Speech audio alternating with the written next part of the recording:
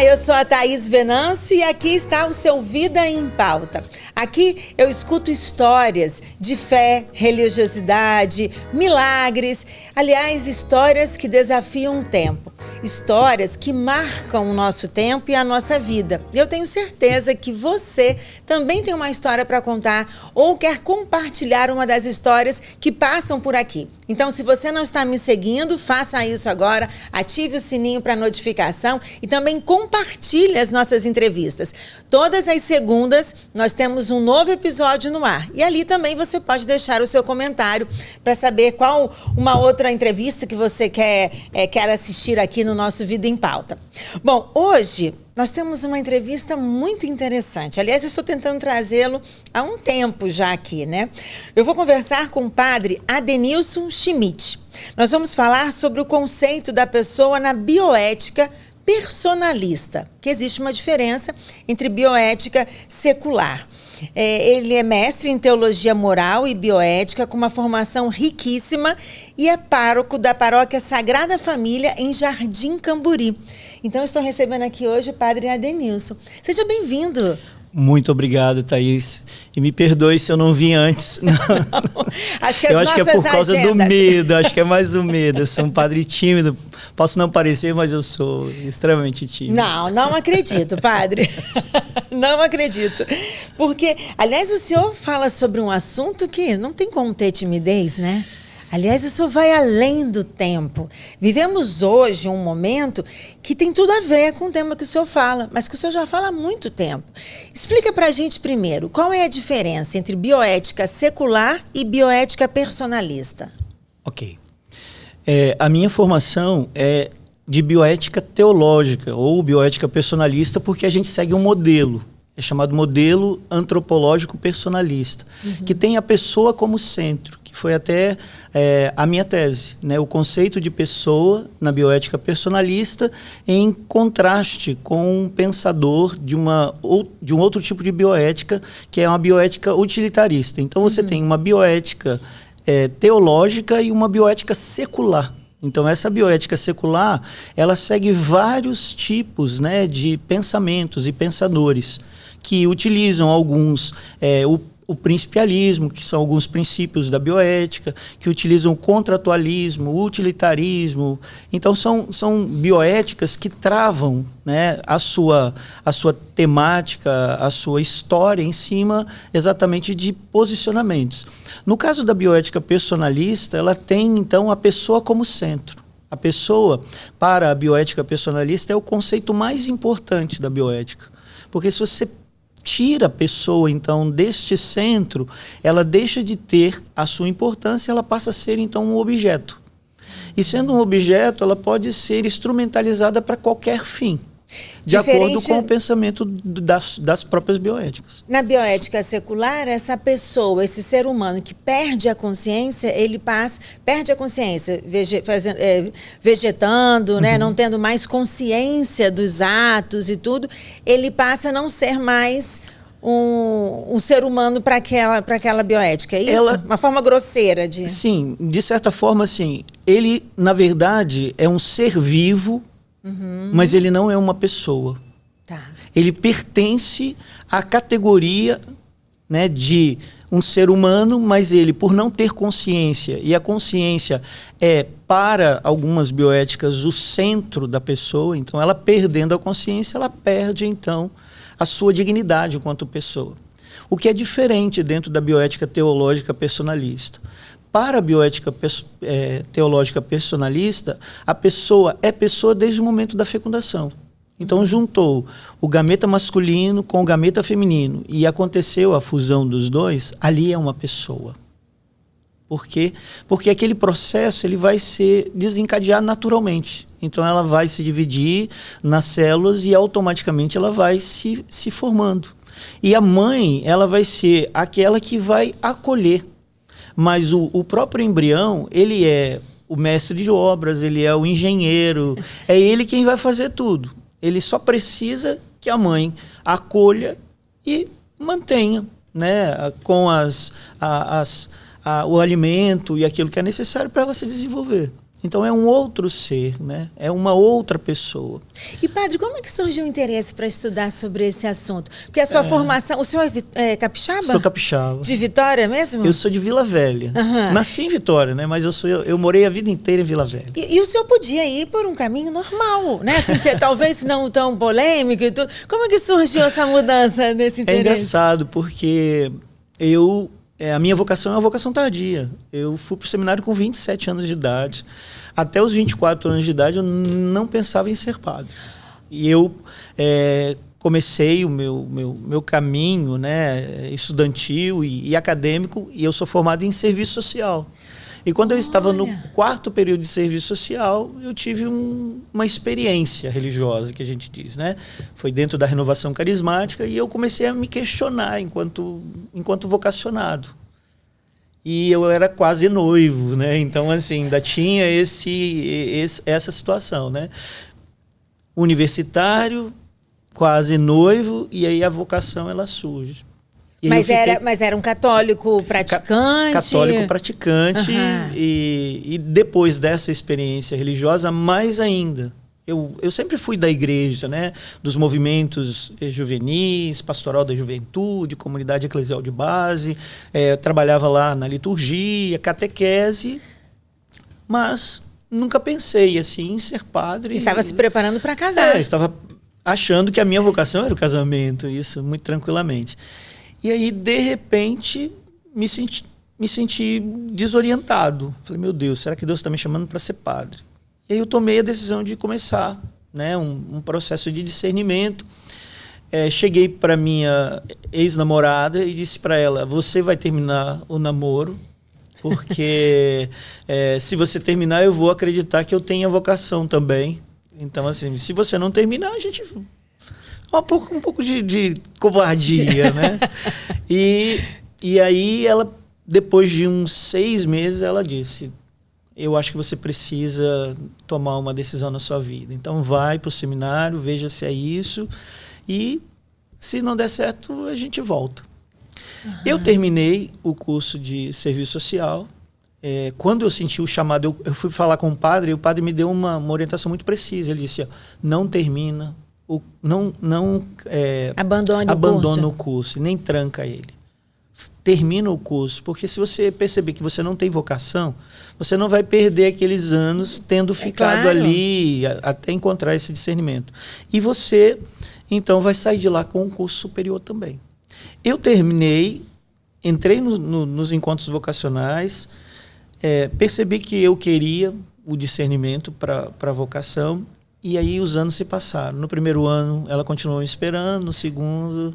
Aí no 3º ano, aí ela percebeu que a coisa era séria. Acho que ela achou que eu fosse abandonar. Mas assim, eu me sentia cada dia mais chamado. E dentro da teologia, nós temos uma disciplina que é a disciplina de bioética. Né? E o padre que naquela época ministrava essa disciplina... tinha uma maneira de instigar, e eu me senti instigado. E ele disse, olha, tem uma congregação, que são os camilianos, eles têm um curso, uma pós-graduação gratuita, feita nas férias, e eles abrem, então, essas bolsas. Se alguém aqui se interessar, eu falei, eu quero.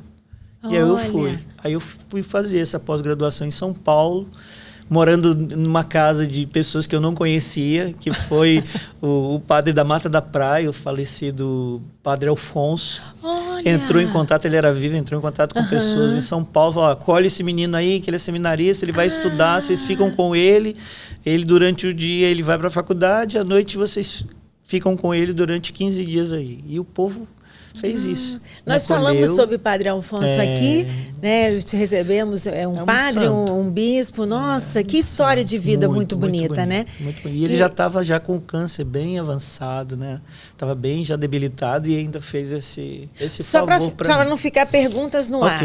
A sua ex-namorada depois casou? Casou, hoje ela é casada, bem casada, tem filhos, está feliz.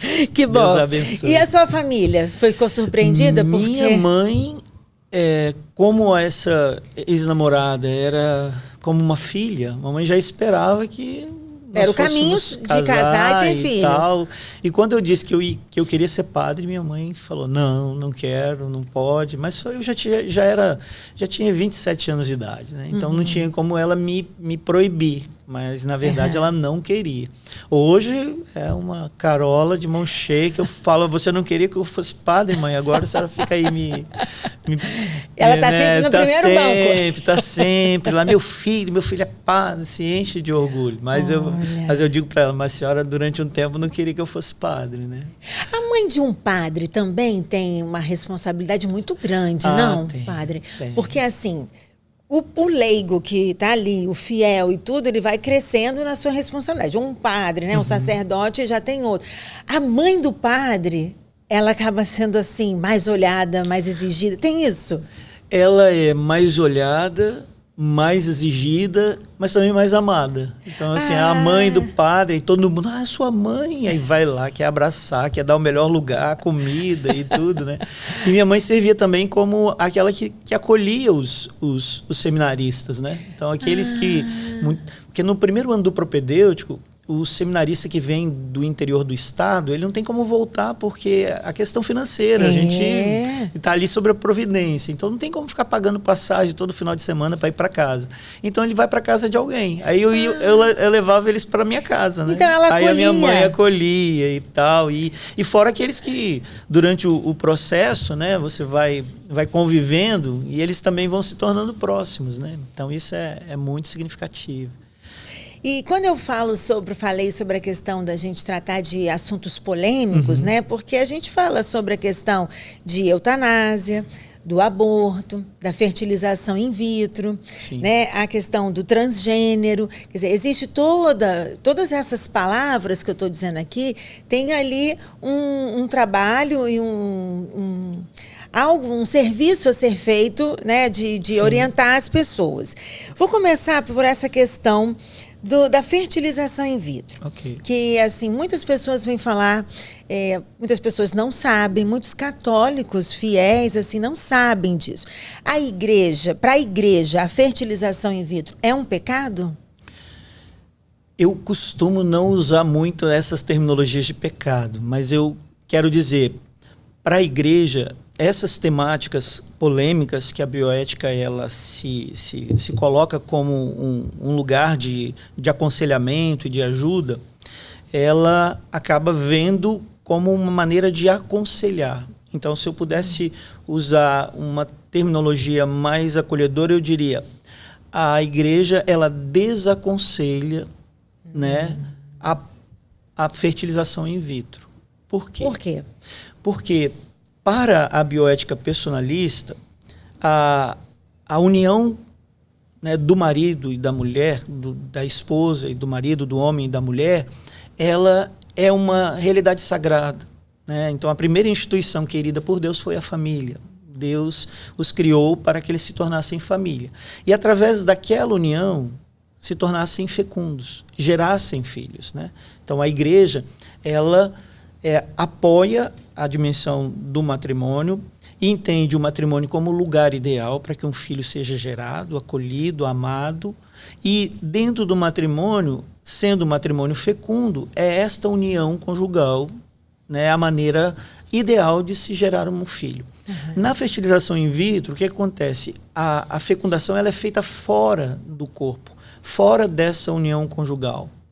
E tem ainda a intromissão de outras pessoas, né? Então, tudo aquilo que é feito fora do corpo seria pela igreja visto como errado, não aconselhável. Então, a igreja desaconselha. Mas como fica o caso dessas pessoas que têm o sonho de serem pais e mães e veem a ciência como uma possibilidade? Então, a igreja ela trabalha também com esses dramas, né? Trabalha com essas situações, né? Então, ela desaconselha, né, a fertilização in vitro. Por quê? Porque a própria técnica ela vai depois desencadear outras situações extremamente difíceis de serem resolvidas. Então, por quê? Quando se une os dois gametas, ali é uma pessoa. Então, ela não pode ser descartada, ela não pode ser utilizada para certos fins que não sejam para a sua própria gestação e desenvolvimento. Só que aí, o que acontece? Quando uma pessoa vai fazer essa técnica, ela vai ter que ter vários óvulos, fecundar vários óvulos, e aí fazer a introdução desses óvulos. E aí, muitas vezes, uma primeira... É raro, mas acontece, né? Uma primeira tentativa, ela gera uma vida. E aí, o que fazer com aqueles óvulos outros congelados? embriões que já estão lá? Então, já isso é uma vida. Já é um problema. Então, isso já é um problema. Então, se a pessoa viesse perguntar, padre, eu fiz a fertilização, tá, e agora eu estou com os óvulos lá, o que eu faço? Você deve implantar. Mas eu não quero mais ter filhos. Então, você deve manter congelados a vida inteira. Porque se você descarta esses óvulos, você está descartando vidas humanas. Para a bioética secular, ela vai dizer, não, isso não são vidas humanas. Aqui é muito facilmente resolvido pela bioética secular. Ela vai dizer, não, essa união desses ainda não é pessoa. Só é pessoa a partir do momento em que não há divisão celular. Depois vão dizer, não, só é pessoa a partir do momento do 14º dia, que começa, então, a dar os primeiros sinais dos nervos. Né? Só é pessoa a partir do momento em que está completamente formado o sistema nervoso. Só é pessoa a partir do momento em que tem consciência. Então, assim, a bioética secular, ela vai colocando marcos cada vez mais difíceis e cada vez mais segundo aquilo que são os interesses. Então, para um bioeticista secular, ele vai dizer, não tem problema você descartar esses óvulos, não são pessoa. Entendi. Para a igreja, são pessoa. Então, você entra num processo difícil. Então, o que a igreja gostaria é que a técnica não fosse empregada, a menos que ela tivesse uma eficácia tão grande que não houvesse necessidade de descartar embriões. E que pudesse favorecer simplesmente como uma forma de tirar os obstáculos. Né? Então, assim, o que a igreja permite? Ela permite todas as cirurgias, todos os tratamentos que possam facilitar a fecundação, mas não a intromissão de outro para realizar essa fecundação. E no caso de uma inseminação? É a mesma coisa. Na verdade, porque, assim, tira, né, o espermatozoide do homem para implantar na mulher. Quer dizer, não saem os dois, mas mesmo assim tem a mão de um terceiro, tem, né? a mão de um terceiro. Tá. Então assim, daria a mesma... o que a igreja, de certa forma, ela permitiria seria facilitar. Vamos pensar, um homem tem poucos espermatozoides, então poderia tentar facilitar com que esses espermatozoides pudessem fazer o seu trabalho, mas não com a intromissão do homem, da mão humana, então, exatamente. Né? Entendi. Mas uma pessoa que nasce de uma fertilização in vitro, de uma inseminação artificial, Thaís, ele é pessoa. Então, para a igreja, ele vai receber todas a atenção, o sacramento, tudo que a igreja tem. Então, ele vai poder ser batizado, vai poder fazer crisma, vai poder fazer primeira eucaristia, vai poder casar. A única coisa é que a igreja não gostaria que se fizesse a técnica. Mas, feita a técnica, a igreja vai acolher. E que essa família pudesse até conversar, né? Tivesse... que pudesse levar à confissão, sim, por exemplo? Sim, é isso? Não, ela vai ter todos os direitos de uma criança normal, vamos pensar assim. Depois de nascida, ela vai ter os direitos... Existe o desaconselhamento, né? Porque, na verdade, para superar esse drama, o que a igreja diria? A própria infertilidade, ela é uma graça. Porque poderia despertar uma maternidade mais ampla, no caso da adoção. Aliás, já passaram várias histórias por aqui, já no meu podcast, e as pessoas vão lembrar e vão olhar. Por exemplo, eu tenho uma história de uma jornalista que também pensou e tudo, aí ela adotou uma criança. Teve um outro casal que... eu também estava tentando, aí nisso que adotou, descobriu que ela estava grávida, né? Tem assim várias histórias que até falam sobre a questão de ver como que está esse casal, né? Às vezes eles fazem exames, tem tudo aparentemente normal, mas por que não acontece isso? Tem algo a mais? É mais ou menos isso, padre? Sim, já aconteceu comigo. Eu tenho pelo menos 3 casos assim, né? De pessoas que vão me procurar. E e esperando que eu diga, não tem problema, pode fazer a fertilização, pode realizar seu sonho, né? A ciência está aí, é a serviço da realização daquilo que a gente tem como intenção. Mas aí eu sou um estraga-prazer. Eu falei assim, não é e tal. E aí a pessoa diz assim, eu quero fazer a coisa de acordo com a igreja. 6 meses depois ela volta, padre, estou grávida. É mesmo, eu falo, padre? É só por Deus mesmo. Eu lembro que uma vez nós estávamos numa celebração de fim de ano, na praia, e nós estávamos lá rezando, e veio uma moção, e eu disse assim, vamos pedir a Deus por todas as pessoas assim, que gostariam de ter filhos, né? E que no próximo ano elas possam estar aqui na praia com filhos felizes, né? Fazendo essa virada e agradecendo a Deus, né? Não é que aconteceu, uma pessoa lá, estava lá, e ela rezou naquele momento. E aí, no meio do ano, ela me ligou, ela falou, padre, eu quero dar o testemunho lá na praia. De novo. Que lindo. Aí eu falei, tudo bem, então vamos fazer isso. Então acontece, eu acho que essa vontade pessoal, ela é tão grande, né, que às vezes ela pode até atrapalhar. Então a pessoa, eu quero tanto, e aí quando ela diz assim, não, eu quero a vontade de Deus, aí parece que as coisas elas caminham com essa graça. E né? outras que não decidiram por não adotar, né? Decidiram por não tentar e tudo, e tá tudo bem, né? E adotaram filhos espirituais. Sim. Isso também é muito comum, Sim. né? Pessoas que adotam seminaristas, padres, né? E vão... Sobrinhos, né? Tem pessoas assim, eu não consegui ter filhos, mas eu não quero... por conhecer a doutrina, eu não quero ferir nesse sentido. Eu fiz tudo que estava ao meu alcance para poder engravidar e não consegui. E aí acolhe, então, essa possibilidade, né, de ser uma mãe espiritual, de uma tia espiritual, né? Então, com essa função materna, paterna. Né? Então, é importante isso como orientação, porque nós temos alguns católicos que fizeram a fertilização, mas eu acho que buscar a igreja não vai deixar ser proibido se a pessoa se confessar, não vai impedir de comungar. Na verdade, as pessoas que fizeram e depois elas tomam consciência, né? Falam, puxa vida, eu não sabia. Se eu soubesse, eu não teria feito. Então, podem sim procurar um padre, se confessarem. E há uma bênção ali, Deus, até mesmo dos nossos erros, ele tira uma bênção. Então, como é que eu vou dizer que aquele filho que sempre foi o meu sonho e eu consegui realizar através de uma técnica equivocada, ele não é uma bênção? Deus transforma uma bênção. Porque Deus tem um plano para nós, né? Porque algumas pessoas, às vezes, fazem várias fertilizações e não conseguem. Eu ministro essa disciplina para os seminaristas, né? E todo ano eu digo assim, alguém aqui nasceu de fertilização in vitro? Porque vai chegar o momento, né? Eu já tenho 21 anos de padre, então vai chegar o momento que vai aparecer. Ainda não teve nenhum? Ainda não, até agora não. Todos ainda que eu... né, tive a oportunidade de ser padre, ainda vieram pelo método natural. Não e o senhor pelo se método espelha artificial. no seu professor de bioética para ser um professor hoje? O meu professor de bioética hoje, ele é meu paroquiano, mas ele deixou o ministério. Ai, deixou de ser padre? Deixou de ser padre. Não acredito. José Alédio, um abraço para você.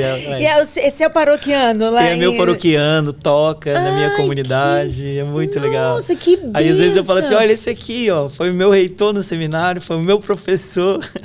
E aí ele deixou o ministério, foi casar? Ele é casado. Feliz. Então, assim, acontece essas situações. Mas ele plantou uma semente no seu coração? Claro, não só no meu, plantou nos outros, porque nós fomos em 4, né? Fomos 4 seminaristas das 4 dioceses, né? Vitória, Cachoeiro, Colatina e São Mateus, para fazer o curso, né? Quando eu me ordenei, eu disse para Dom Luiz, que falecido, Dom Luiz Mancilha. Eu disse, eu quero continuar os estudos. E se o senhor achar que isso é bom para a igreja, eu me coloco à disposição. E aí passaram alguns anos, ele tinha aquilo na memória e disse assim, você um dia pediu para estudar, né? Agora é a hora. E depois que você voltar, eu quero que você seja reitor do seminário.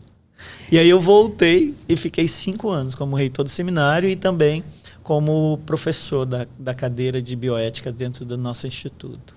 Nossa, é uma história bem, uma história bem muito bonita. E Dom Luiz tem uma história muito bonita com cada um que passa por aqui. Ele tem. Como eles vêm? Dom Luiz, Dom Silvestre. Dom Silvestre que foi quem me acolheu e era meu diretor espiritual. É mesmo? Eu fui o último padre ordenado por Dom Silvestre. Olha! Eu fui o último padre. Faz agora o quê? Poucos meses que eu celebrei o meu aniversário, no dia 28 de agosto. Foi meu aniversário. Então 21 anos. 22. 22 agora, 22. Vou falar Não, sobre... 21 anos. 21, foi 2004. Quando o senhor fala sobre perder a consciência, e essa pessoa é um ser humano, né? Assim, para a bioética, ele é um ser vivo. Sim. Para a bioética personalista, ele é um ser humano. É uma pessoa. É uma pessoa, né? Quando a gente fala sobre anencéfalo, pessoas em estado vegetativo, Ok. Como tratar essas pessoas? Ok. Quando a bioética secular ela dá uma ênfase à consciência, ela segue a posição descartiana. Penso, logo existo. Então, a consciência é aquela que, então, dá sinais da minha capacidade de interação, realização de atividades, prestação de contratos e até mesmo a minha dimensão de utilidade. Então, uma pessoa que perde a consciência para a bioética secular, ela passa a ser uma coisa.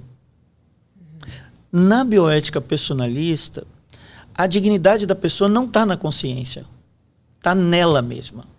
Então, ela pode perder a sua capacidade de movimentação, ela pode perder a sua capacidade de interação, ela pode perder a sua capacidade cognitiva, racional, mas ela nunca vai deixar de ser pessoa, porque essa realidade é uma dignidade própria dela. Para a bioética secular, utilitarista, é a consciência. Então, eu aqui hoje sou uma pessoa para essa bioética. Mas se eu saio daqui do estúdio, eu caio ali na escada e tenho um trauma neurológico e perco completamente a minha consciência e fico em estado vegetativo, eu passo a ser uma coisa. E aí eu sou aquele que vou estar sob a tutela dos outros, sobre a assistência dos outros.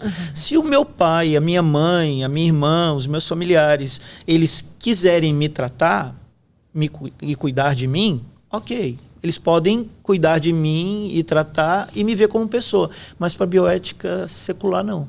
Você poderia fazer eutanásia, por exemplo. Ele não tem mais interação. Ele não é mais útil à sociedade. Então, você não precisa ficar ali carregando um peso, um fardo, um ônus. Você teria total liberdade para poder realizar a eutanásia. E, padre, se, por exemplo, o que Deus quer ensinar para a gente quando ele permite que essa pessoa viva desta forma? Eu vou aproveitar essa sua bela pergunta para falar também sobre a questão da anencefalia, né? O Supremo Tribunal Federal, ele, em 2012, se não me falha a memória, com a DPF 54, ele descriminalizou o aborto para fetos com anencefalia, dizendo que fetos com anencefalia, eles não são pessoas com cérebro e que o feto morre imediatamente após o parto e não tem muita interação com a família. Tecnicamente, é a meia-verdade, né? Os fetos com anencefalia, eles morrem muito brevemente. O máximo que nós temos é de 2 anos e 8 meses, que é uma menina aqui do Brasil, né? Marcelo, o nome dela. Eles morrem, na maioria das vezes, com poucas horas depois do parto ou com poucos dias depois do parto. Eles não vão ter uma interação, eles vão ficar completamente, né, sem essa capacidade comunicativa e tal. Mas quem diz que uma vida é medida pelo tempo? Essa é a questão da igreja. Então, assim, quem diz que uma vida é medida pelos anos? A vida não é medida por tempo. A vida é medida pela sua própria dignidade. Então, se essa criança viesse... Criança, feto, porque tem terminologias assim dentro da ciência que são complexas. Viesse a nascer e viver apenas 10 minutos. Esses 10 minutos, para Deus, poderia ser uma eternidade. Então, não é medido pelo tempo. Então, a igreja, ela vê a vida no nível da dignidade. Então, se acontece um episódio, seja no início dela, seja no meio dela, seja no final dela, é sempre em vista de um bem maior. É sempre em vista da salvação. É sempre em vista para que a gente alcance aquilo que nós temos como uma meta no coração de Deus, que é esta eternidade, esta vida com Ele, né? Então, as pessoas que passam por essas situações, como é que eu consigo identificar ou como é que eu consigo interagir com isso? Somente com a vontade de Deus. Somente se entregando na vontade de Deus. Porque a pergunta geralmente vem, né? Assim, por que Deus fez isso? Por que Deus quer que eu passe por isso? É uma pergunta muito clássica, né? E o ideal é mudar a formulação dela. É o para quê. Eu agora posso não entender o porquê das coisas, mas o tempo vai me dar uma clareza maior do para quê daquela situação, daquela realidade, daquele sofrimento. Então, assim, num primeiro momento eu não entendo aquela enfermidade. E muitas vezes é uma enfermidade extremamente cruel, né? Como nós temos algumas doenças. Mas o combate para a busca da cura, né, o processo de acolhimento das situações, o próprio crescimento espiritual, a mudança dentro da própria pessoa, vai mostrando que aquela enfermidade não foi uma maldição, mas ela foi uma bênção. Aquele sofrimento, ele não foi para me tirar a paz, mas para me trazer a paz. Aquela realidade não foi para que eu me sentisse distante e condenado por Deus, mas que eu me sentisse ainda mais amado por Ele, porque Ele se torna ainda mais próximo de mim na hora desse sofrimento. Porque eu só vou poder compreender o sofrimento olhando para Cristo. Então eu olho para Cristo e eu vou entender. Ele não precisava sofrer o que Ele sofreu para me salvar, mas Ele sofreu e quis abraçar livremente aquele sofrimento, né? Ele grita, né? Pai, afasta de mim este cálice, mas não seja feita a minha vontade. E aí a gente pode dizer, bendita a cruz de Cristo, bendito o sofrimento de Cristo. Porque se não fosse o sofrimento de Cristo, eu estaria perdido. Então, se eu entendo que o meu sofrimento, ele pode me salvar e pode salvar outras pessoas, ele passa a ter um outro sentido. Então, quando eu passo por essa realidade de sofrimento, essa dor, essa perda, essa derrota, eu digo assim, eu ofereço esta dor, essa derrota, eu ofereço esse sofrimento, eu ofereço tudo que eu estou passando com esse tratamento pela minha salvação, o sofrimento passa a ter um sentido. Mas se eu vejo o sofrimento apenas como dor, como aquele processo, né, fatigoso e difícil, e eu vou ver só com um certo masoquismo. Eu não vou ver as benesses e a beleza desse sofrimento. É claro que com o tempo a gente vai amadurecendo e vai olhando com esse olhar. Por exemplo, aquele, né, missionário, não sei se eu posso dizer assim, o Tiba, né, que sofreu um acidente, ficou paraplégico, ficou tetraplégico, né? Ele com uma família linda, vivendo a vida em missão, passando a mensagem e tudo mais, e passando por esse sofrimento. Quer dizer, que a gente de fora olha como um sofrimento.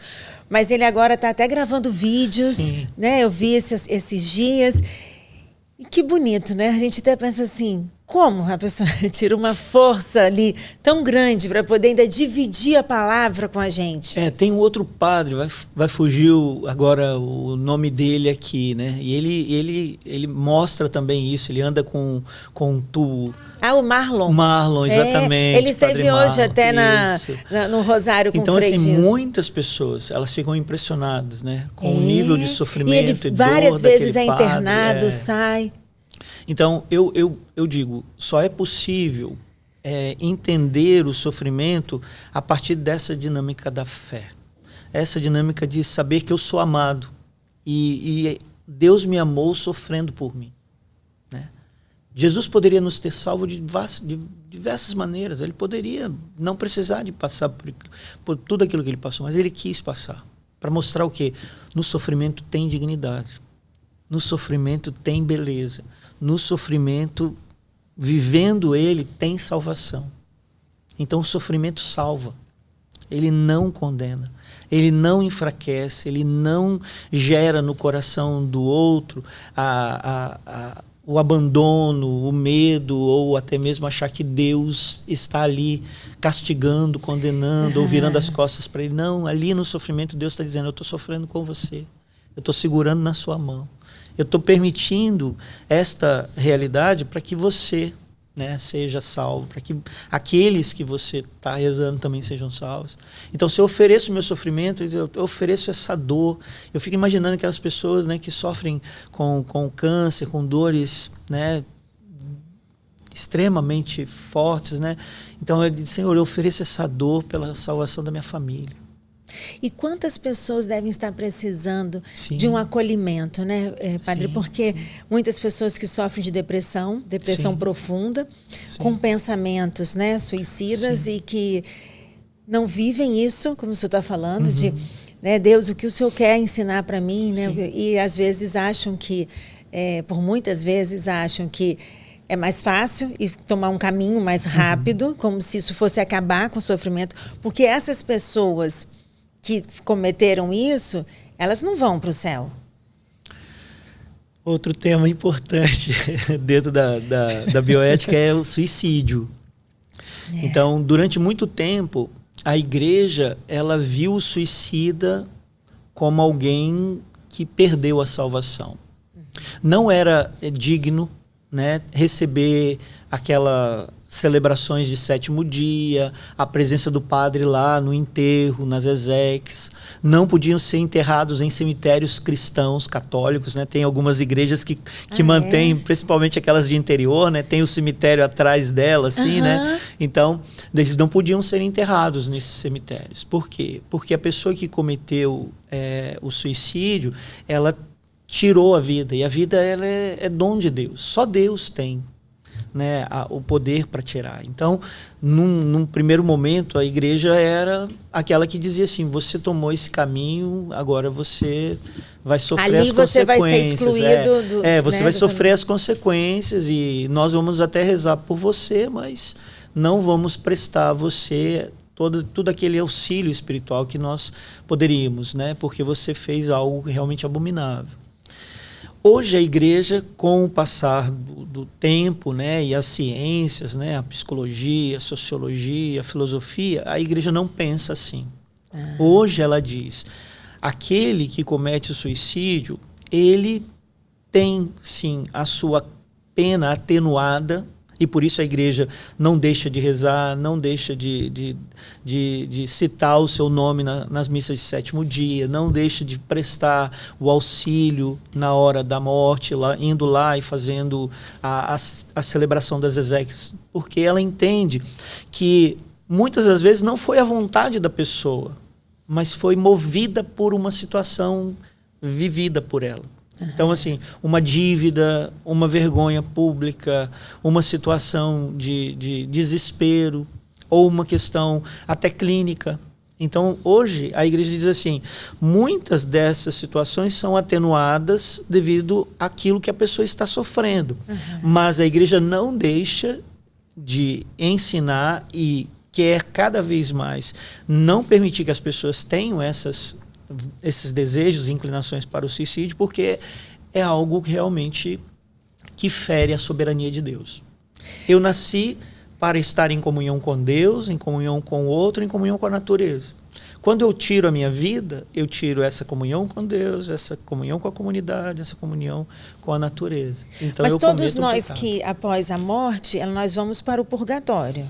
Aqueles que buscaram viver a sua vida em comunhão com Deus, ou próximo dessa comunhão. Pessoas que tiraram a própria vida, perderam a comunhão com Deus. Sim. Elas têm a oportunidade de ir para o purgatório? Vamos entender que essa pessoa que cometeu esse suicídio fosse uma pessoa devota, vamos dizer. Fosse só esse o pecado, que na balança da salvação tivesse ali como um peso. Porque poderia ser um suicida, mas que também é adúltero, é desonesto, é violento, que desonra os pais. Então, assim, o suicídio estaria junto nessa balança com todos esses pecados. né? Então, pensando nesse sentido, mas pensando numa pessoa que buscou viver, né, na verdade, buscou ser uma pessoa boa, mesmo com todas as suas fragilidades, porque a salvação também é um dom de Deus, né? Não basta só a perfeição humana, né? É a graça de Deus, né? Ela é um dom da graça de Deus. Então, assim, vamos pensar que aqui nessa balança ela tinha muito mais valores e virtudes do que simplesmente aquele pecado do suicídio. Então eu penso que nessa dinâmica esse pecado não seria visto como uma condenação eterna, mas como uma possibilidade que eu quero também, até para mim, né, chegar no purgatório, né? Então assim, para mim é o purgatório meu sonho, minha meta, meu desejo, porque todo aquele que vai para o purgatório vai para o céu independentemente. Então se você vai para o purgatório, em um momento você vai chegar no céu, né? Então, o purgatório é o lugar da purificação. É purificar aqueles pecados que eu confessei, que eu busquei combater, mas que deixaram um certo resquício. Eu brinco assim com imagens, Thaís. Eu digo assim, no purgatório é como se começasse a passar o filme da minha vida. Então, assim, vai sendo projetado diante de mim. Tá vendo aquela vez ali que você não me viu naquele indigente? E eu estava ali e você não me ajudou? E aí eu vou olhar, eu vou chorar, porque lá, nessa dinâmica junto de Deus, tudo é mais verdade, mais transparente, e aí eu vou ver realmente toda a minha mazela. E aí Deus vai dizer, esse pecado aqui, ele não permitiu que você viesse para o inferno, mas que você estivesse aqui para que você pudesse então tomar ainda mais consciência e se purificar, né? De tudo aquilo que você ainda tinha, né? O tempo não é igual ao nosso, né? Não. Não é dizer assim, se uma pessoa morreu menos tempo ou mais tempo, a gente nunca vai saber quanto tempo ela passou no purgatório. Isso é verdade? Essa pergunta eu faço para quase todos os padres. Porque a própria palavra diz, um dia para Deus são como 1000 anos, né? Então, assim, o tempo não é mais medido como nós medimos, né? Cronológico. Lá é um tempo da graça, né? Então, e nessa mesma balança está a questão da eutanásia, né? Outro tema polêmico, né? Eu tenho... deixa eu só um adendo. O moralista, ele na verdade, quase um herege, né? Porque ele fica ali pertinho da heresia, né? Então ele tem que ficar se apoiando na graça, em Deus, na fé, na igreja, para não cometer uma heresia. Então, a eutanásia, ela, na verdade, é um suicídio assistido, né? Então, assim, quando eu tomo essa decisão de tirar a minha vida, né? Então, muitos são aquelas pessoas que, passando, né, por situações de dor, de sofrimento, dizem assim, eu quero cessar com esse sofrimento, né? E aí ela pede, então, essa eutanásia. E em alguns países isso é permitido, né? Então, elas acabam indo para esses lugares, lá elas acabam recebendo essa assistência. Então, seria exatamente esse suicídio assistido. E aí a gente cai mais uma vez naquela situação que eu disse, né? A vida, ela tem como soberania Deus criou. Eu tenho umas loucuras assim, se eu pudesse ver, eu viria assim, em cima de você assim, uma placa, né? Dizendo qual a data, o dia, o horário que a Thaís iria...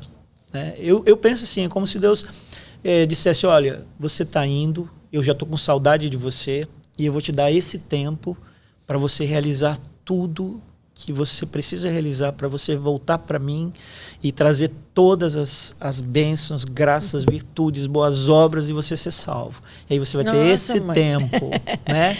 Então, assim, e aí eu digo, a pessoa ela pode antecipar. Eu posso antecipar. Antecipar como? Uma alimentação desregrada, uma vida de vícios, uma vida de aventuras perigosas, né? O não cuidado com a minha própria dignidade. Eu posso abreviar, mas eu não posso acrescentar. Deus tem um projeto, né? Ele tem um plano, né? Então, e Ele espera que a gente volte, né? Por isso que eu digo, quando eu faço celebrações de exéquias, eu digo bem assim, hoje aqui é choro, está todo mundo triste porque ele foi. No céu é festa porque ele está voltando. né? Então, assim, para Deus é festa. E o que a gente espera é que a pessoa volte com uma abraçada cheia de frutos, né? De coisas boas, né? E, padre, como a igreja vê a cremação? A cremação, ela é permitida. A única ressalva da igreja é com relação à utilização das cinzas. Essas cinzas, elas precisam ser enterradas, né? Num lugar específico ou até num columbário, que eles falam, né? Porque tem alguns cemitérios que já têm, né, esses lugares, né, destinados para essa cinza. Então, ela precisa ser enterrada. Mas não pode jogar em outros lugares, não, né? Espalhar as cinzas onde a pessoa que gostaria de estar? Não. Infelizmente, não. Essa realidade, ela precisa ser, então, respeitada, que é ser enterrada ou depositada em um lugar próprio para essas cinzas. Então, a igreja entende isso, porque até mesmo a igreja entende que o corpo daquela pessoa volta para a terra, é isso? Sim. Nós todos recebemos esse corpo, né? Em Hebreus, nós temos este corpo. Eu não vou vir em outro corpo. Com todo respeito para outras pessoas que pensam, por exemplo, na teoria reencarnacionista, né? Que a pessoa ela morre e ela volta em sucessivas vidas, em sucessivos corpos até alcançar um estado de perfeição. Não, essa não é uma teoria aceita pela igreja, né? A igreja entende que é nesse corpo, vivendo nesse corpo e realizando as boas obras nesse corpo, que depois, voltando à terra, eu vou alcançar a minha salvação. E na eternidade, esse corpo vai ser restituído de forma gloriosa. Mas é esse corpo. Por isso, o corpo dentro da bioética, ele tem uma importância muito grande. Então, vou até citar uma situação. Por exemplo, uma pessoa que vai fazer a retirada de uma parte do seu corpo. A retirada da parte do corpo precisa ter um fim de totalidade. Então, eu tô com Às vezes a pessoa retira a mama por causa de um câncer de mama. Isso, exatamente. Então, eu retiro a mama porque eu estou com câncer, e se eu permitir que aquela mama continue ali, o câncer vai tomar parte do meu todo. Então, eu tiro uma parte em vista do benefício do todo. Mas isso não poderia ser feito de forma aleatória. Eu vou tirar essa costela porque essa costela aqui vai me tornar... Me deixar mais perfeita. Mais escultural. Não, aí não. Então, essa realidade, ela não deveria. Então, a igreja desaconselha, né? Tudo aquilo que seja feito no corpo, ele tem que ser com finalidade para o todo. Eu posso diminuir o tamanho da mama porque está me atacando a coluna. Ok, em vista do benefício, em vista da melhoria do todo. Eu vou tirar minha mama simplesmente por uma questão de estética. Aí, essa realidade não seria, né, acolhida e aconselhada pela igreja. Porque há uma dignidade nessa realidade do corpo. E com relação ao ser humano, né, e por exemplo, aos animais, você estava até falando antes, por exemplo, um cristão que tem um cachorro que está passando por uma doença, uma enfermidade, está à beira da morte, está sofrendo e talvez precise praticar a eutanásia nesse cachorro, né? Quer dizer, como é que fica a cabeça desse cristão? Ok. Então, há uma dignidade no homem, né? O homem, e aqui eu falo ser humano, homem e mulher, né? Há uma dignidade nesse homem, né?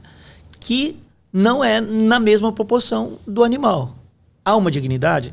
Porque é criado por Deus e foi bom. Deus viu que era bom quando criou os animais. Mas eles não têm a mesma dignidade. Só o homem recebeu a imagem e semelhança de Deus, essa dignidade enquanto pessoa. Então, é claro que eu não vou sair fazendo violências, atrocidades, sem nenhuma com uma falta de compaixão, por exemplo. Mas, por exemplo, se eu estou com um animalzinho que já está numa situação, né, precária, ou até mesmo a sua enfermidade traz ônus, né, financeiros para a família, né, para os donos, porque eu já tive questões assim, né, de pessoas chegarem para mim e falar: padre, eu já estou realmente numa situação financeira bem complicada, porque eu tenho que manter e eu sei que eu não posso matar o animal. Eu falei: calma. Então, o animal, ele não tem a mesma dignidade do homem. Então, se ele está numa situação que vai ser de prejuízo ao homem, porque até mesmo numa situação de sobrevivência, o homem pode matar o animal para se manter, né? Então, o animal tem uma importância. Ele é para o homem, né? E não o homem para o animal. Então, assim, se o homem ele está sendo, de certa forma, prejudicado, ou ele está sendo ali naquela situação de sofrimento do cão, né? Não podendo mais tratar dele, não haveria, né, nenhuma complicação moral nesse sentido de exterminar a vida, já que aquela criatura estava nesse estado de sofrimento. E como é que a igreja acolhe a pessoa que praticou o aborto?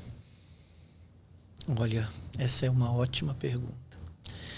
A igreja, durante uma boa parte da sua história, né, ela lidou com esse pecado do aborto como se ele fosse perdoado exclusivamente pelo bispo. Então, nem os padres podiam perdoá-lo. Isso veio agora com o Papa Francisco, né? O Papa Francisco instituiu o Ano da Misericórdia e ele deu, então, naquele ano, essa faculdade dos padres a atenderem confissões e darem o perdão. Então, o que acontecia? O padre atendia a confissão, ele encaminhava para o bispo. É mesmo, e era o bispo, padre, então, que perdoava esse pecado. É um pecado que a gente chama de um pecado de excomunhão. A pessoa, ela perde a comunhão com a igreja, porque ela comete, né, um pecado matando uma vida.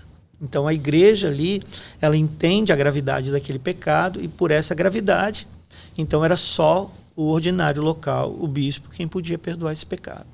O Papa Francisco, ele permitiu que os padres, então, pudessem perdoar esses pecados, né? E depois ele estendeu para toda a igreja, né?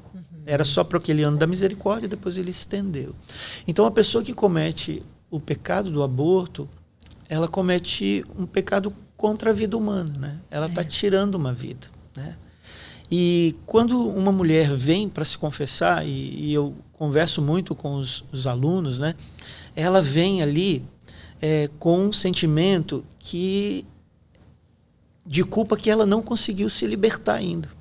Acontece muitas vezes que a mulher vai lá com toda a sua contrição perfeita, pede perdão, sai de lá, recebe a penitência, mas meses depois ela volta e confessa o pecado de novo. E ela continua confessando o pecado de novo, porque ela não se perdoou. Ela está naquela situação, né, de achar que aquele pecado foi tão grave que ela não consegue se libertar. E aí ela peca contra a misericórdia de Deus, né? Deus tem poder de perdoar. E ele perdoa a pessoa que cometeu o pecado do aborto se ela está arrependida. E a contrição e a reparação são importantes exatamente para dar esse alívio à consciência de ela não se sentir mais culpada. Eu mesmo converso com pessoas que cometeram esse pecado, e aí eu digo, olha, Deus te perdoou. Você precisa se perdoar. Eu digo, você vai conseguir se perdoar quando você entender que você, quando cometeu o aborto, você tirou uma vida. E agora, para você buscar essa reparação, você está gerando vida.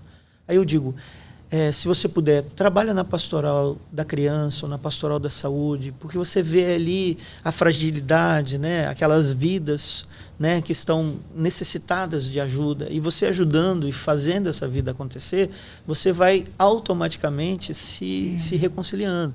Ou seja uma mãe solidária. Tem alguma família que você pode ajudar financeiramente? Essa dimensão da paternidade que a gente falou, né? Então, seja uma mãe solidária.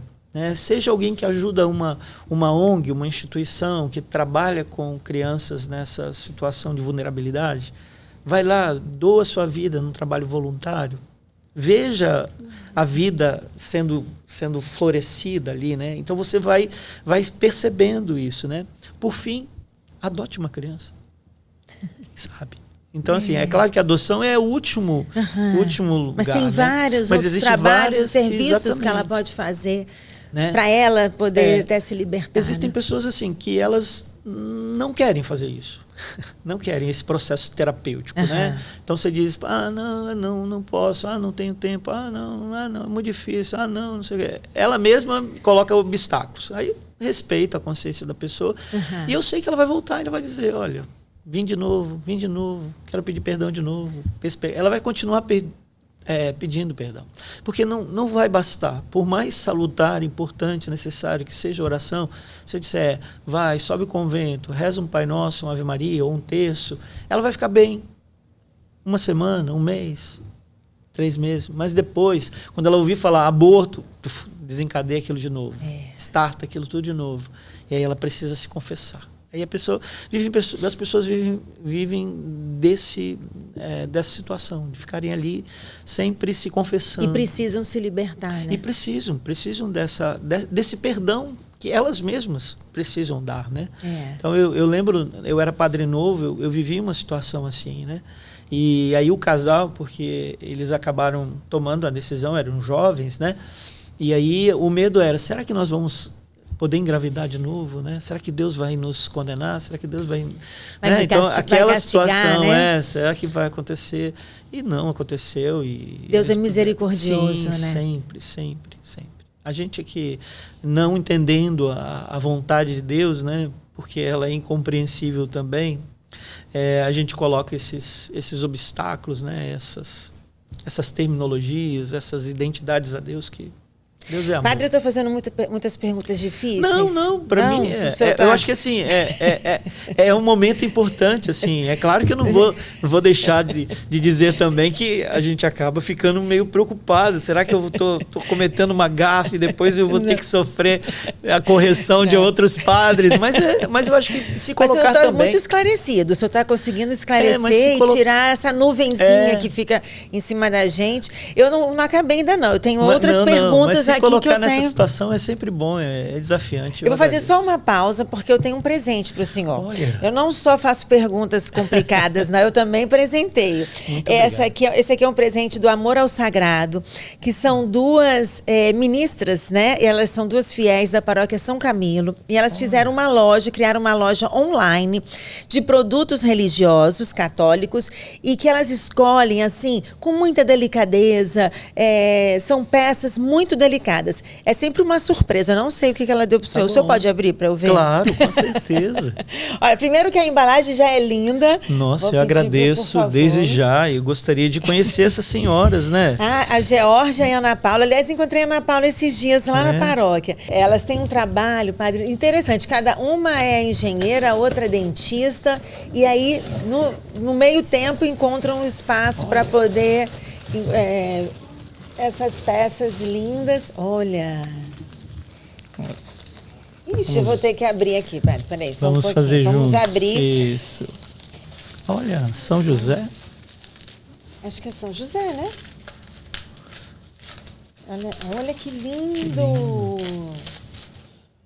Olha só, o presente é do padre e eu que abri. Que lindo. Olha só que lindo.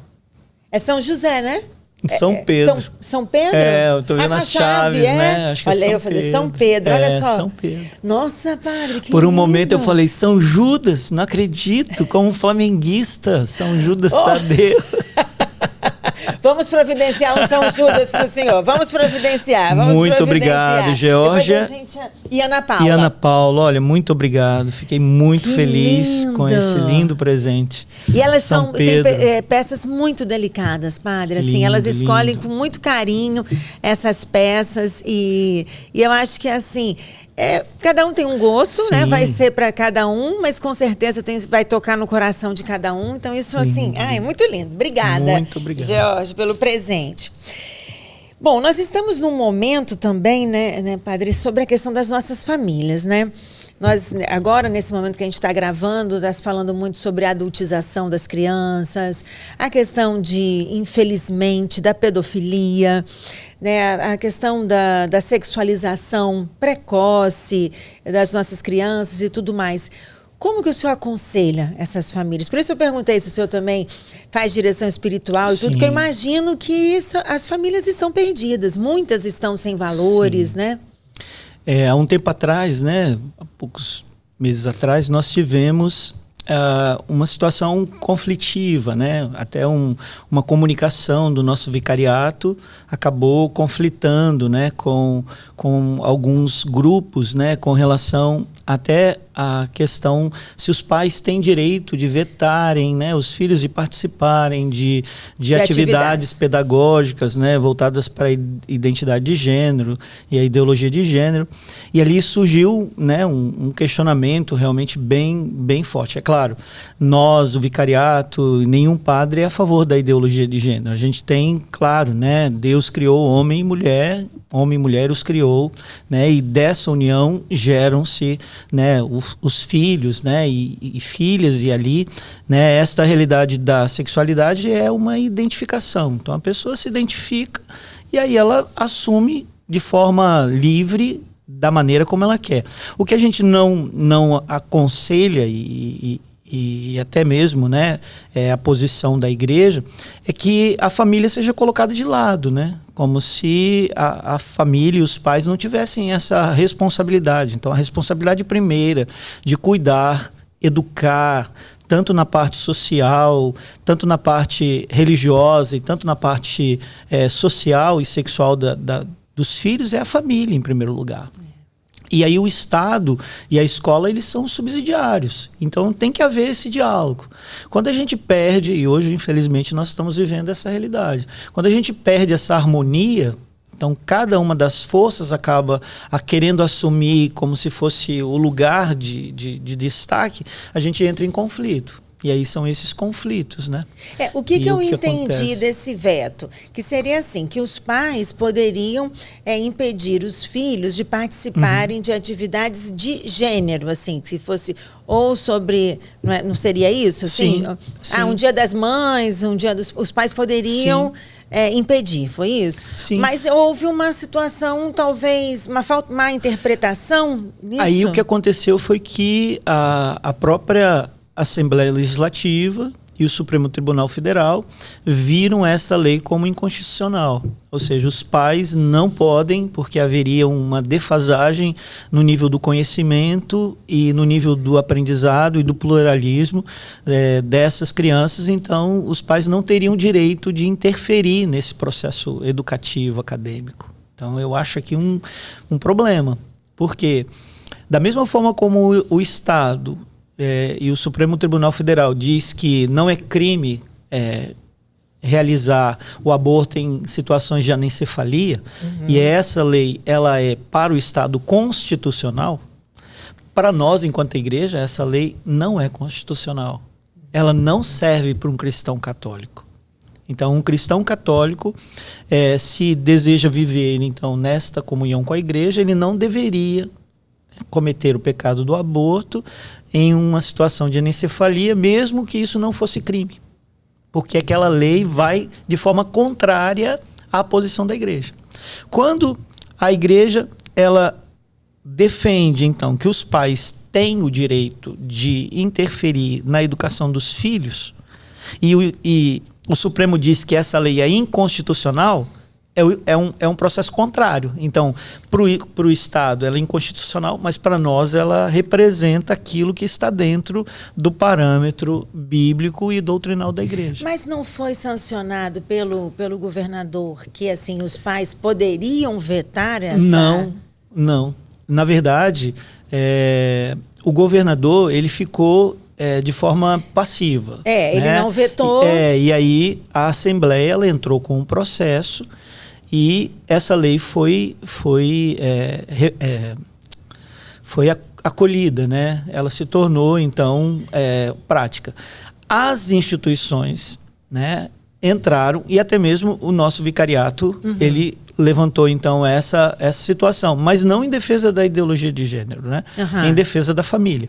E aí, o que acontece é que, quando essa lei ela se torna inconstitucional, então os pais eles não podem. Mas essa lei, enquanto posicionamento cristão e da igreja, é para nós válida. Então nós estamos exatamente numa posição de conflito. Se para o Estado ela é inconstitucional, para a igreja ela é constitucional, porque ela está em sintonia com aquilo que é a posição dos documentos da igreja, onde a família é aquela que tem, em primeiro lugar, como sociedade primária, a responsabilidade de educar as crianças. Porque assim, na minha família, a gente tem essa voz ativa. Né, sobre o que a escola está fazendo, o que aquele grupo, né, está fazendo, que valores estão sendo trabalhados, de que maneira estão... Às vezes até a gente chega a falar, olha, lá vão dizer determinadas coisas, mas o que a gente pensa é dessa forma. Talvez para não criar animosidade, não ser excluído, porque tem muitos professores que acabam, né, tendo alguns problemas e tudo. Então, a gente ensina, né, o respeito ao professor sempre, mas existe a verdade que a nossa família valoriza, né? Porque quando essa realidade ela se torna, então, uma imposição contrária da família, você entra exatamente numa situação de conflito. Qual é a posição, na verdade, que a igreja ela tem? Vamos preservar, né, essas crianças até a idade onde elas têm uma consciência mais bem formada. Porque se eu levo a sexualização, a adultização dessas crianças num estado onde elas não têm ainda a capacidade intelectiva, consciente na realização das funções, elas vão ser, infelizmente, mal instruídas e mal formadas. É como o caso da denúncia que teve, né, um rapaz se dizendo influencer utilizando de crianças, né, se apossando das crianças, e muitas famílias recebendo dinheiro para poder deixar os filhos delas ali, na mão de outro, que usava daquela imagem, tinha consumo de droga, de álcool, né? Quer dizer, cadê os valores, né? Cadê? Como pode ali o Estado tem que intervir, né? Ali precisou de uma intervenção severa. E demorou até, né? Infelizmente, né? Porque já era algo que vinha se arrastando. Então a gente percebe que não são respeitadas as etapas, né, dessa formação. Então a igreja não é contrária que seja debatido sobre a sexualidade, a identidade de gênero, essas realidades, em um local onde as pessoas já sejam capazes, né, de formarem a sua própria opinião e saberem exatamente, né, como viver sobre essa realidade. O que não dá é para jogar sobre os ombros da família e dizer que todo problema de violência é por causa das famílias. Então, assim, não, a família não tem capacidade de educar para os valores, né, que são de respeito, cuidado, não violência, não preconceito. E aí quem tem que fazer isso é a escola. E a igreja e a família e a igreja não tem essa capacidade. É isso que a lei, na verdade, ela está nas entrelinhas mostrando. Diz assim, todo o problema de preconceito, injustiça e violência contra todas as pessoas, né, que têm uma identidade, né, como dessas siglas que são elaboradas, como se tudo fosse responsabilidade da família. Porque se tivesse recebido uma educação na escola, isso não teria acontecido. É como se a família fosse a culpada. Só que a família é esse lugar onde as pessoas elas são exatamente acompanhadas, formadas, ajudadas para desempenharem essas virtudes, para serem esses bons cidadãos na sociedade. Então, o que a família, o que defende a igreja é que esteja nessa união, né? Nesse diálogo entre escola, igreja, família, para que cada vez mais a gente possa formar o bom cidadão.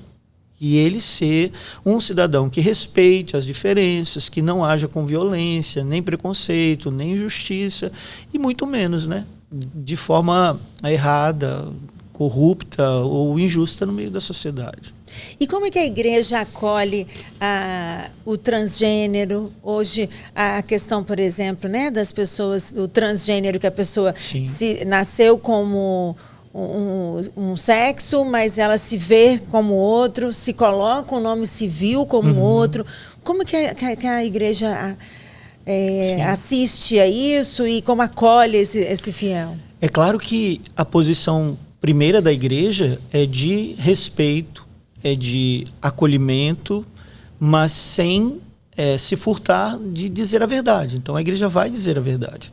Então, por exemplo, essas siglas que são usadas, né, LGBTQIA+, elas não aparecem em documentos da igreja. Elas só apareceram uma vez em um documento que é o que a gente chama de um instrumento labores, que era o ano da juventude em 2018, e aí estava se fazendo uma pesquisa com a juventude, e essa sigla ela surgiu lá pelos jovens, né? Ela começa a ser usada pelos jovens, e a igreja usou em apenas o número 197 desse instrumento. Por quê? A própria utilização dessas siglas, elas acabam, de certa forma, se posicionando em nível de uma ideologia. Então, assim, e que ideologia é essa? Dizer que não se limita apenas à realidade homem e mulher, como é a maneira como a igreja entende lá a partir da luz da palavra de Deus, né? Homem e mulher os fez. Então, assim, a utilização da sigla seria o quê? Dizer que você não nasceu homem e mulher, você nasceu tudo, ou binário, ou com tudo, ou com... enfim. Ou sem nada, ou sem exatamente. Nenhum... Então, assim, não é essa a posição da igreja. Mas a igreja, ao utilizar estas siglas numa dimensão de diálogo, ela está dizendo, eu vou te nominar na forma como você se entende.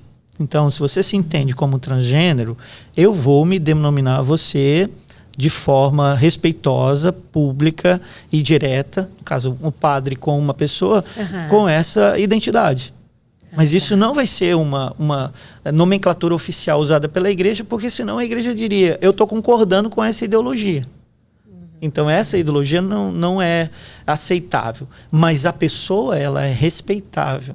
E ela precisa, então, ser acolhida. Se você mudou de sexo, né, por uma escolha sua, e não sendo... Porque dentro da própria realidade da pessoa, existem casos, Thaís, em que realmente só a ciência pode dizer se nasceu homem ou mulher. Existem casos específicos para isso. Então, é a ciência que vai dizer, olha, você nasceu, né, com essa realidade, mas... pode ser feita uma cirurgia para que você se identifique melhor com aquela realidade sexual da qual você foi gerada. Mas só a ciência pode dizer isso, né? Não é, simplesmente uma vontade pessoal aleatória. Eu porque não me sinto real nesse que tem corpo, pessoas que nascem né? hermafroditas. Exatamente. Essa é a palavra que talvez eu quisesse. Então, ali se escolhe a sexualidade a partir da ciência. A partir do momento em que há uma dimensão de reconhecimento pessoal, então eu me identifico com aquela maneira de viver, aí é uma escolha pessoal. Nessa realidade, a igreja ela vai entender, ela vai respeitar, ela vai até mesmo se dirigir a você, mas isso não quer dizer que ela vai aceitar essa maneira de pensar, se ela está sendo vista de forma contrária. E ela não é impedida de comungar, se ela fez o sacramento da primeira Eucaristia. No caso dessas realidades, mas são realidades que a gente poderia dizer assim, limites, né? Então, assim, vamos pensar de forma inicial. No caso de um jovem que se identifica como homossexual. Eu me sinto homossexual, ou até mesmo uma jovem, né, se sente mais voltada para essa questão do lesbianismo, enfim. Então, eles poderiam comungar? Essa é uma ótima pergunta. Sim, a partir do momento em que eu não vivo na prática o que é contrário à minha sexualidade. Então, eu sou heterossexual, eu tenho a minha esposa, ou sou heterossexual e sou um jovem, eu sei que, segundo a orientação da igreja, eu deveria me manter numa vida de castidade, e se eu sou casado, numa vida de fidelidade. Se eu sou uma pessoa casada e pratico o adultério, eu não deveria comungar, porque o adultério é um pecado grave. Se eu sou uma pessoa solteira e pratico o pecado da fornicação, o pecado da fornicação é um pecado grave e eu deveria evitar comungar. Então, se uma pessoa ela se identifica numa realidade de homossexualidade e ela vive essa realidade na prática, seria dizer ela está em fornicação. Ou se ela está se envolvendo com alguém que é casado, ela estaria em fornicação e adultério simultaneamente. Então, ela não seria recomendado a ela se comungar. Mas se uma pessoa ela entra na fila, Thaís, eu não vou tirar. Mesmo que eu saiba. Eu sei que você está numa situação irregular e que você não deveria comungar. Que poderia colocar no caso também das pessoas que estão em segunda união, enfim. E eu sei, eu conheço o seu caso. Mas se você entrou na fila e você vem para comungar, aí é você com Deus. Um padre nunca pode recusar a comunhão? Não pode. A não ser, é claro, em situações de embriaguez ou de uma pessoa que está ali sem a devida consciência do que ela está fazendo, comungando, uma doença, né, neurológica, onde a pessoa não sabe, eu não sei o que eu estou comungando, né? Então, ou ali sobre efeito de psicotrópico, drogas e tal, aí você... Aí pode recusar. Você pode, né, saber primeiro, conversando com a pessoa, para que você não esteja ali, né, cometendo um sacrilégio de oferecer o sacramento para alguém que não está em consciência e sabendo daquilo. Então, nesses casos, né, a gente poderia, então, se colocar como um lugar de discernimento. Então, se a pessoa ela está vivendo em fornicação, adultério, independente da sua identidade, o ideal seria que não comungasse. Mas se eu sou uma pessoa que trago essa identidade, mas eu não vivo isso numa realidade prática, então eu sou homossexual, mas eu não vivo e não tenho um parceiro, uma parceira e tal, não haveria nada grave que viesse a impedir essa pessoa de comungar. Padre, foi assim, uma honra receber o senhor. Tomara que eu não receba muita pedrada. Nossa, como o senhor clareou, né?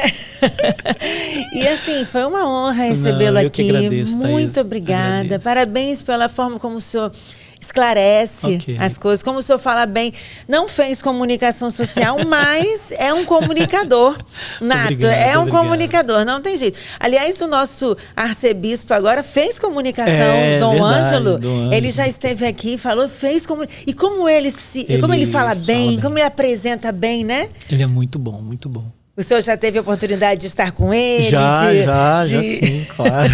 Já com muitas... Eu não sou tão comunicativo assim, não tenho redes sociais, então aqui eu não posso nem mexendo as minhas redes sociais, eu sou muito restrito assim mesmo às minhas atividades. Mas a paróquia tem rede social? Tem Instagram, mas não é um campo que assim eu me aventuro muito. Você foi realmente incisiva e conseguiu. Não desistimos. Isso é mérito da minha Vanessa. Com certeza. Não desistimos, porque a gente sabia que queria muito receber o senhor aqui. Eu que agradeço. Como eu faço sempre aqui, quando eu recebo um padre, não posso deixar de receber sua bênção, porque é um momento tão importante para quem está nos assistindo também. Por favor, deixe sua bênção.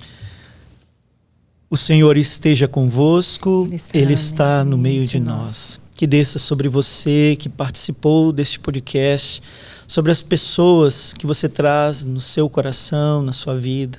Desça sobre a Thaís, sobre a sua família, toda a sua produção, a proteção de Deus, a sabedoria, a confiança e a coragem para verdadeiramente buscar e divulgar as informações que levam as pessoas para uma vida de compreensão, respeito e amor ao próximo e a Deus.